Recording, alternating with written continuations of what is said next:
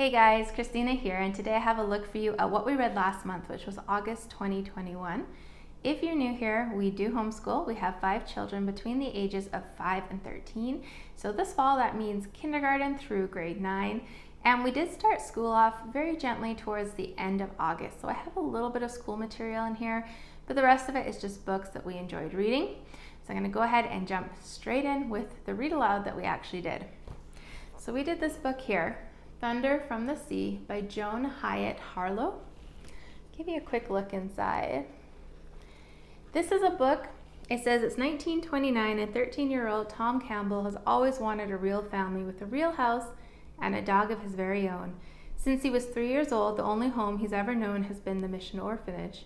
When he is sent to live and work with fisherman Enoch and his wife, Tom finally sees his dream within reach. And when he rescues a Newfoundland dog in the middle of a terrifying squall, Tom feels as if both he and the dog, which he names Thunder, have found a place to call home at last. But when Enoch's wife becomes pregnant and it looks like Thunder's owner might be found, Tom's wonderful new world is turned upside down. Will the Murrays still want Tom? And will Tom be forced to give up his beloved Thunder? So this takes place in Newfoundland. And like it said, it was 1929. I really enjoyed this book. There were a few things that I was like, I wish that wasn't in there, or, why'd they put that in there? But it is a very family-friendly book. It talks a lot about life in an outport, what it was like, how they got around. It also talks about the tsunami that came. Let me see here. On the Burin Peninsula. There was an actual tidal wave there. There's a little map in the front here. And kind of what happened as a result of that and how people survived. But it is a kid's story, and it was a good one. I would definitely recommend this. It gives a lot of insight into the life in Newfoundland, but also more so the culture of it kind of too. If you know what, I pronounce it murmurs. I don't know if that's right, but it talks about that. And yeah, the outport and life and the flakes and things like that. So that was a good one. Then audiobooks. We are listening to book 2 of the Wingfeather saga, and I can't say it's a great book. It's okay, but it's taking us a long time because no one's really like, oh, let's listen again. It's kind of just not that exciting. I don't know. So that's the only thing we've been listening to. Then my 13-year-old, he read Who Let the Gods Out? And then he also read this book here, Summer on the North Star. It's a level 7 with the Good and the Beautiful. Show you a quick look inside. So there's a few little line drawings there. And it says on the back, Mary McLean had a difficult decision to make. Mom was in the hospital and Dad had to make money the only way he knew, crab fishing off the shores of the breathtaking Alaskan wilderness. Mary packed up the household things, and with her younger brother, she made a home on the boat, the North Star, working at the crab pots, cooking, and doing schoolwork by correspondence. Now her life is full of hard work, trials, mystery, and joy as she discovers a beautiful island and works hard to help her family clear their name and restore their livelihood as they go after the biggest catch of all, the mysterious pirate crab. Crab pirate, sorry. So he said it was a good book. It certainly sounds interesting. So he read that. He also, all my 3 oldest boys read tons of Pokemon, comics, Minecraft, usually a lot of Rick Riordan in there as well. And they typically, you can find them reading Harry Potter all the time too. So that's what he read. Then my 12-year-old, he read this book here, The Dragon's Secret. Excuse me, this is a level 9 with the Good and the Beautiful. And it says, after arriving at the seashore to care for her sick aunt, Leslie meets Phyllis, and the 2 girls become instant friends. When Leslie's dog uncovers a mysterious treasure box, they're eager to find out where it came from and what it contains.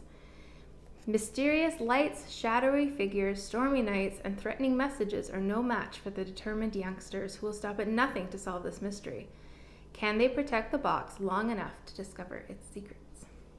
He really liked this book. I know my older son read it and he said it was okay, but then the younger one, he liked it quite a bit. Then how old is he? 10-year-old. He read this book here, The Corn Grows Ripe. This is a level 6 with the Good and the Beautiful. We read this for history a number of years ago. It's a super short book which I think is why he read it. He really likes to read Rick Riordan. He's been into like the Minecraft books. What was the other one? The Avatar books. As well as, the Pokemon, Dogman, things like that. But this one here, it says, when Tiger's father is badly injured in an accident, the family is thrown into turmoil. Who will plant and harvest the corn that they need to survive and to please the Mayan gods?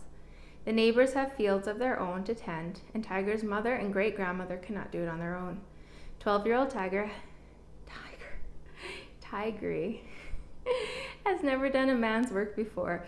Can he shoulder the burden on his own and take his father's place?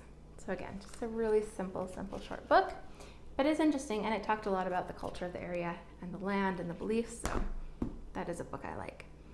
Then, my 8-year-old. So I had her read this book here from the Canadian Flyer Adventure series, Yikes of Vikings. It's book number 4. And it says on the back, transported back through time on the Canadian Flyer, an antique red sled, Emily Bing and Matt Martins experience the past firsthand. Each thrilling adventure takes them to a different part of the country at a fascinating point in our rich history.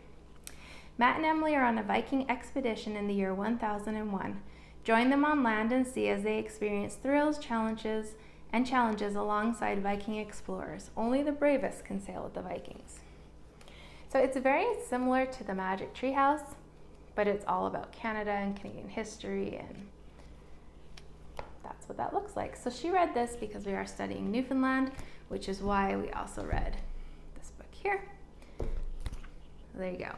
Now, I also had my older boys read about just the general Atlantic coast provinces. There's a book I have, and they read a big chapter in that. So, and lots of other little things that they read and to do at school as well.